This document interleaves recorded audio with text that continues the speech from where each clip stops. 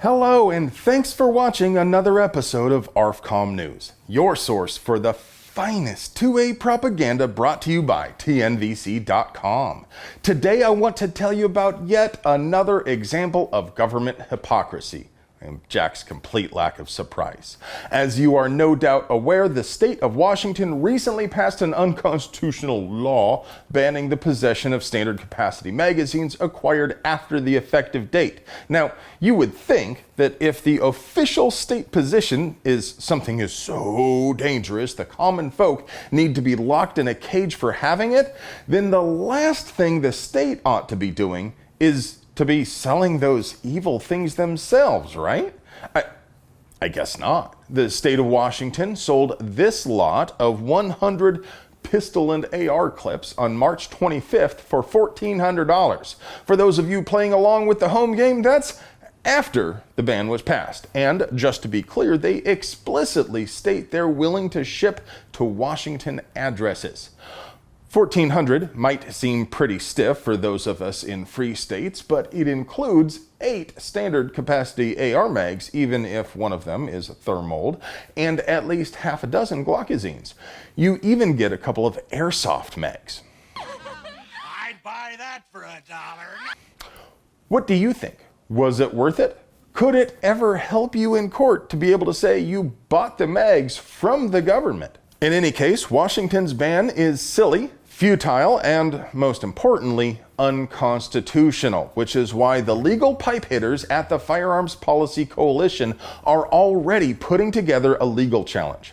First, they'll need plaintiffs, so if you think your rights are violated by this new law, please go to firearmspolicy.org/hotline and fill out the form. Or if you don't think you would qualify to be a plaintiff, but you still want to help the FPC bring the pain, just go to firearmspolicy.org/donate and pitch in some latinum.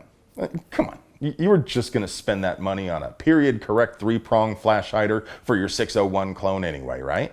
TNBC.com! Night vision devices for people who need gratuitous amounts of seeing in the dark. With all new flavors like sour apple green phosphor, white cherry phosphor, and beer! Seeing! You'll be good at it! Science, night vision, science, night vision. TNVC night vision is made with real dark matter.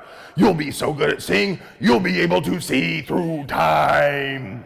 NBC News recently published some anti-spooky boy propaganda featuring the usual dirty tricks like an ambush interview and out-of-context audio clips. The story itself is a violation of YouTube's policy prohibiting instructions on manufacturing a firearm, so I urge you to right-click the link down there in the doobly-doo labeled NBC Video Violates YouTube Policy and open it in a new tab so you can report it for harmful and dangerous acts and violating YouTube policy. But that's not important right now. NBC has more to worry about than our robot overlords, though. It looks as though they violated multiple state, local, and federal laws to make their propaganda. See, NBC purchased all the necessary parts, then transferred those parts to some brown shirts at the Pennsylvania Attorney General's office. The AFT has previously held the opinion that complete kits are readily convertible and therefore a firearm, and that means NBC violated federal law because an out-of-state resident transferred 2 pistols without going through an FFL. But it also appears the AG's office completed the kits in the city of brotherly love, which has its own ordinance prohibiting them from doing so. And it's also illegal under federal law to build a do-it-yourself gun for another person without a legal transfer through an FFL. And the AG's office violated Pennsylvania law by returning the 2 completed firearms to the NBC team without going through an FFL, which is also, once again, a violation of federal law as well, if the NBC representative was an out-of-state resident. In addition to each of those laws, everyone involved at NBC and the AG's office could be charged with conspiracy to violate the respective state and federal laws. Now, before you get too far down the some animals are more equal than others road, I want to point out there is no exception in any of these laws for the AG's office. Of course, the problem here is who do we get to investigate? What do you think? What are the people to do when the state and the legacy media conspire to deprive the people of our God-given rights? I want to wrap up today with a little rumor control. You remember, a couple of weeks ago, we broke a story that F-Troop officially considers forced reset triggers to be machine guns with a leaked law enforcement intelligence bulletin. Well, shortly after that, the AFT published an open letter to all federally licensed firearms dealers claiming the same. Basically, it comes down to the AFT ignoring the text of the law and blatantly rewriting it to suit their desires. It's a bold strategy, Cotton. Let's see if it pays off for them. It seems a lot of folks out there are understandably confused about this new flavor of the day opinion from the AFT and are asking manufacturers of binary triggers if it applies to those as well.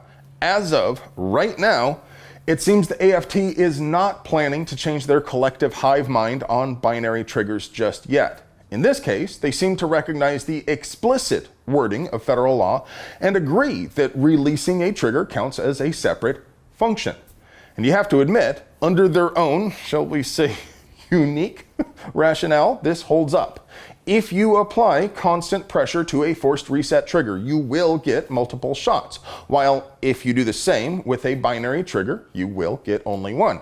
Of course, federal statute says nothing about what the shooter does with the finger. It only specifies the trigger must function separately for each round. So if you're worried that binary triggers might be the next target, my guess is you'll probably be safe. But the AFT is a fickle mistress, and it's also worth noting their opinion isn't law.